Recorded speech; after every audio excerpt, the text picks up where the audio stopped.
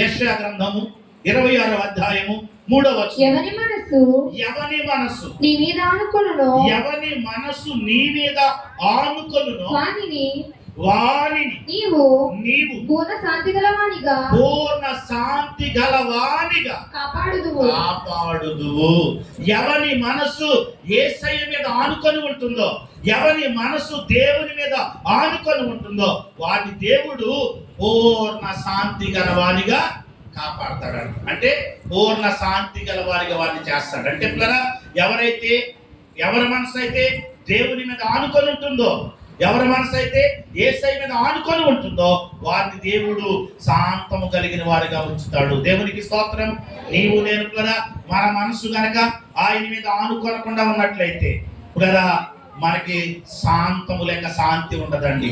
ఎవరి మనసు అయితే ఆయన మీద శాంతి కలిగించేటువంటి, శాంతమునిచ్చేటువంటి దేవుని మీద ఆనుకొని ఉంటుందో వారికి ఆయన శాంతమునిస్తాడు.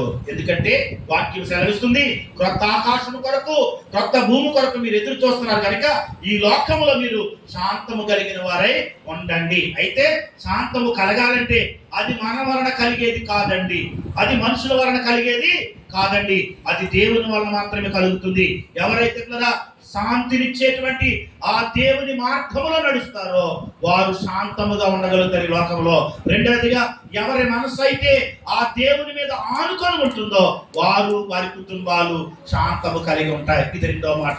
మూడో మాటకి వెళ్ళినట్లయితే ప్రియమైన వాళ్ళరా, సామెతల గ్రంథము 3వ అధ్యాయము 1-2 వచనాలండి. సామెతల గ్రంథము 3వ అధ్యాయము 1-2 వచనాలు. నా కుమారుడా ఉపదేశము మరువకము, నా ఆజ్ఞలను హృదయపూర్వకముగా గైకొనుము. అవి దీర్ఘాయువును సుఖ జీవముతో గడుపు సంవత్సరములను శాంతిని నీకు కలుగజేయును. నా కుమారుడా నా ఆజ్ఞలను హృదయపూర్వకముగా గైకొనుము. దేవునికి స్తోత్రం కలుగును గాక. ఎలా గైకొనాలంటండి? హృదయపూర్వకముగా.